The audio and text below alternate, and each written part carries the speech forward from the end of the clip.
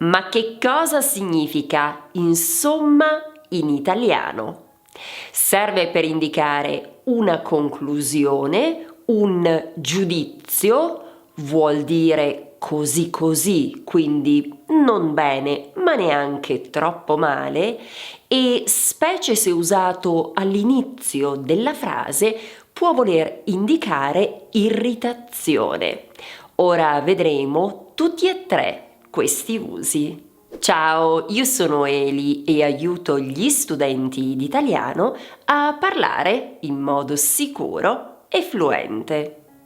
Devi sapere che oltre il 65% di chi guarda regolarmente questo canale non è iscritto.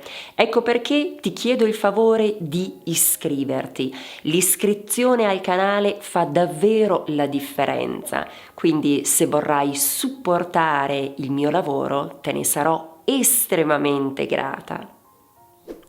Insomma significa in conclusione, in definitiva, specialmente quando sta tra due virgole.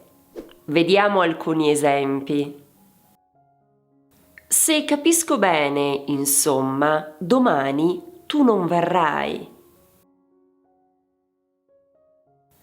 Ma lui, insomma, che cosa ti ha detto esattamente?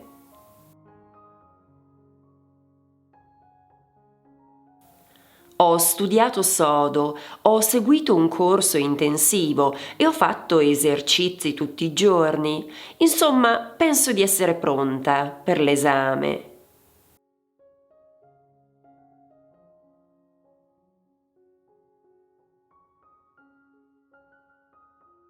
Vediamo ora una schermata con il riassunto di questo primo uso.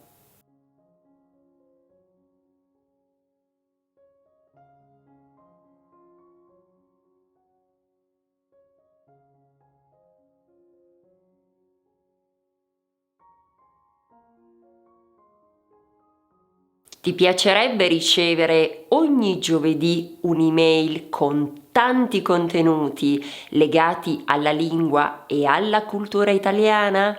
Se sì, allora ti invito ad iscriverti. Puoi semplicemente scansionare il QR code o anche usare il link che troverai in descrizione.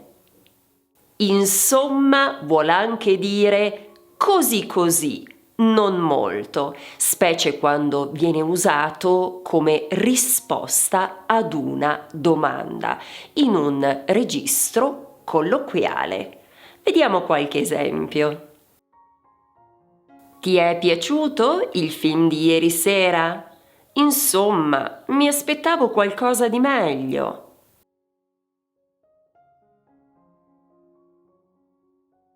Come procede il tuo nuovo progetto?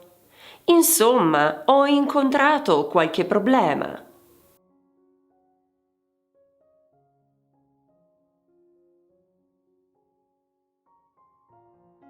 Come vanno le cose?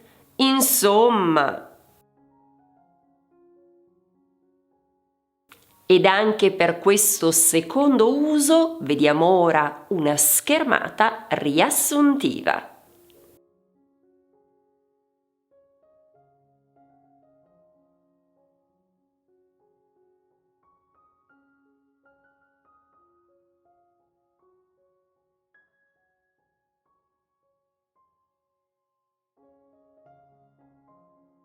Insomma, può voler indicare anche impazienza e irritazione, specie quando viene usato all'inizio della frase e con un tono esclamativo. Anche in questo caso vediamo alcune frasi. Insomma, vieni sì o no? Insomma, sbrigati, siamo già in ritardo. Insomma, cosa vuoi? Lasciami in pace.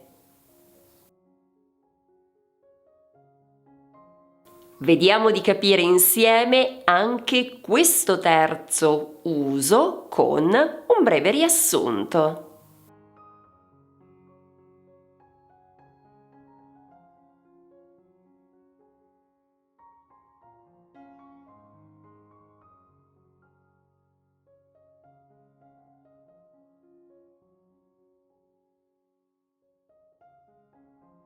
E se sei arrivato o arrivata fino a qui, ti chiedo di scrivere ancora qui sotto. Oggi abbiamo parlato di una parola che noi italiani utilizziamo costantemente, ma non è mica l'unica. Infatti usiamo spesso anche mica e se vuoi scoprirne il significato, allora ti consiglio di cliccare qui. Trasforma il tuo sogno italiano in realtà. Grazie dell'attenzione, ci vediamo qui sempre su Italiano con Eli.